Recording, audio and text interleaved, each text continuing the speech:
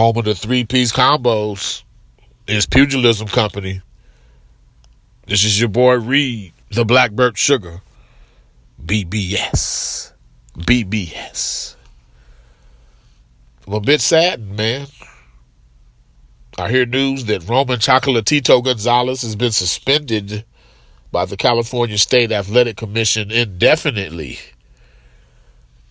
Apparently he's going to need to pass a different set of neurological exams before this suspension is lifted.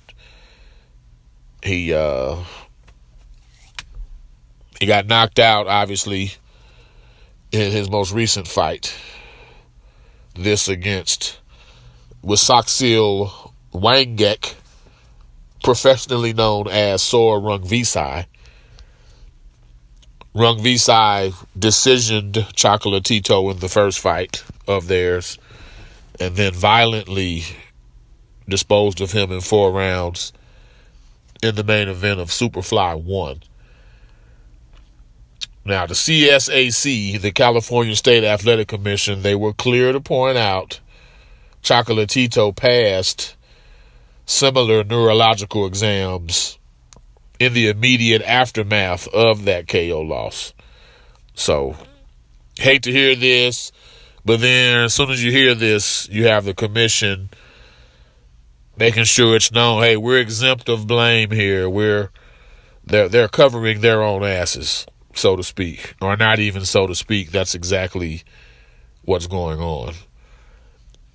Basically, this means that until Chocolatito passes a neurological exam, and per the CSAC, this exam has to take place in America.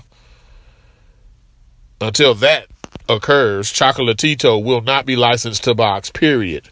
Every single commission in the United States will adhere to that. I'd be shocked if any outside of the United States would deviate from the California Commission's suspension, especially based on a unsatisfactory neurological exam. Like, you can't play around with that, man. You really can't. And that's why I hate hearing this news. I mean, Pugilism Company, man, home of the three-piece combos. Like, y'all don't even realize the amount of love we get overseas based on the articles, based on the videos we've posted, like the 5-piece Earl Spence series, or the articles I've written. Now, I've told y'all repeatedly, haven't said it in a while, but the articles, that's the jab. The podcasts are the cross. You got your jab, you got your cross, whether you're Southpaw or Orthodox. And then the videos, that's that third piece. That's what makes us the 3-piece. We give it to you in written form, podcast form, and we have state-of-the-art, up-to-date, different formatted videos with fighters, presenting them in a light that you don't normally see. But more on that at a later time. We've gotten much support, major support from Nicaragua in particular. And pretty much since we started, we've really only had an opportunity to report on Chocolatito's fights with Sor Rungvisai. Nonetheless, Nicaragua has supported us. Thailand has supported us. The Philippines has supported us. On the low, the Ukraine has been a real big supporter of us. So we're getting love overseas.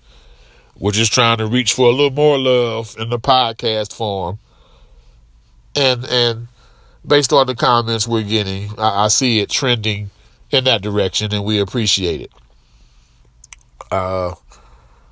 Chocolatito, he's had work visa issues, so he's not even allowed to return to the States right now anyways. That's why he had this neurological exam out of the country. I've remembered Ray Beltran, who's the reigning WBO lightweight champion. I've heard him speaking of needing to maintain a winning streak to ease his work visa drama.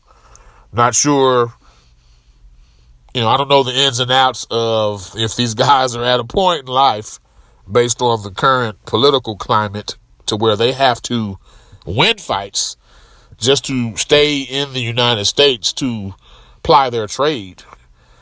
I'm not sure if that's truly the issue, but apparently since getting knocked out by Wasaksil Wangek, professionally known as Sorung Visai, Chocolatito Gonzalez has experienced this same issue.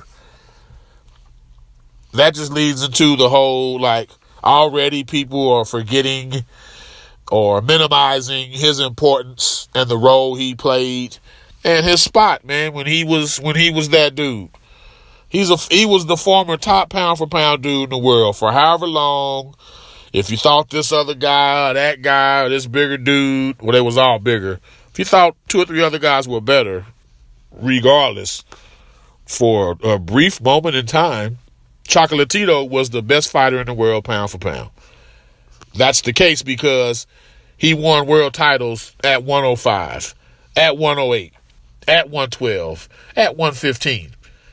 And until he stepped in the ring with Mr. Sorung Visai, Chocolatito Gonzalez's record was 46-0, 38 knockouts. And if you watched him fight, I remember vividly at one point he was the CompuBox leader. Not that I rely on punch stats too often, but when one guy leads his sport in power punches thrown and landed, that's some impressive shit. And that's how Chocolatito was putting it down. So his run is pretty much over. His body looks soft at 115. It was never his best weight anyway. It said a lot about how great he was that he even won a title at 115. Defending it proved to be much harder, obviously. I don't like how he's being condemned now by some people and his career minimized because he was much better than that. And at least us here at Pugilism Company, we want to shine light on the fighter he was because the guy that we see today is not even remotely prime Chocolatito Gonzalez. Minding my own business, and I learned Sylvester Stallone plans to make a film on Jack Johnson. I don't know, man.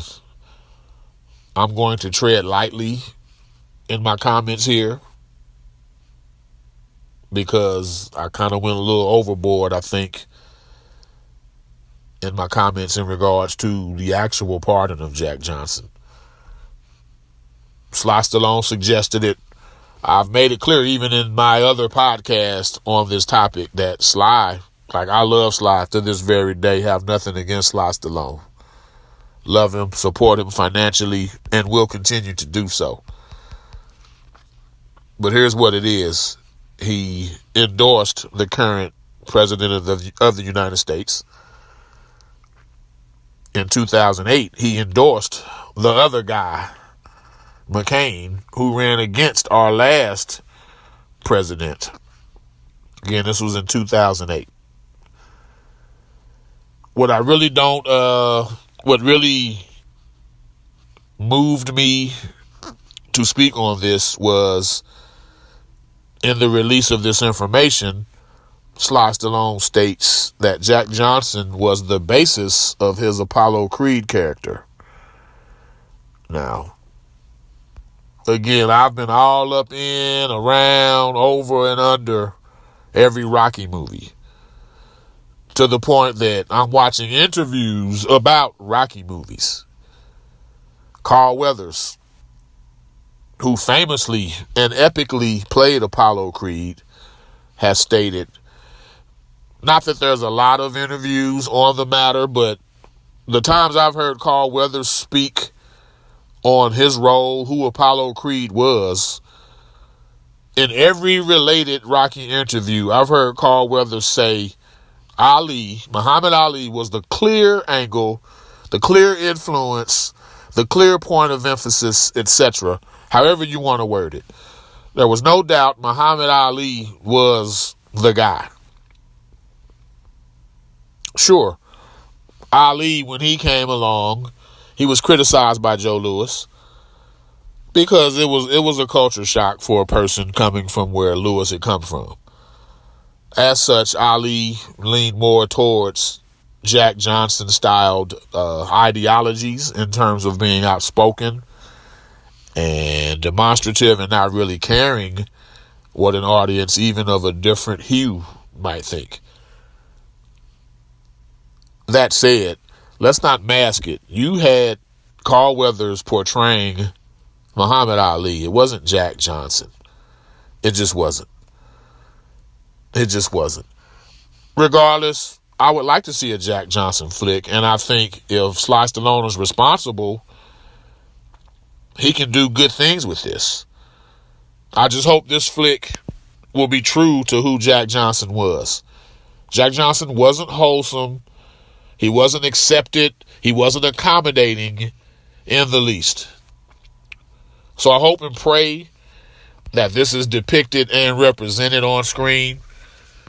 And that's all I'll really say about it until I actually see what's presented for us at that time. Anyway, this is Reed, BBS, the Black Birch Sugar, Pugilism Company out.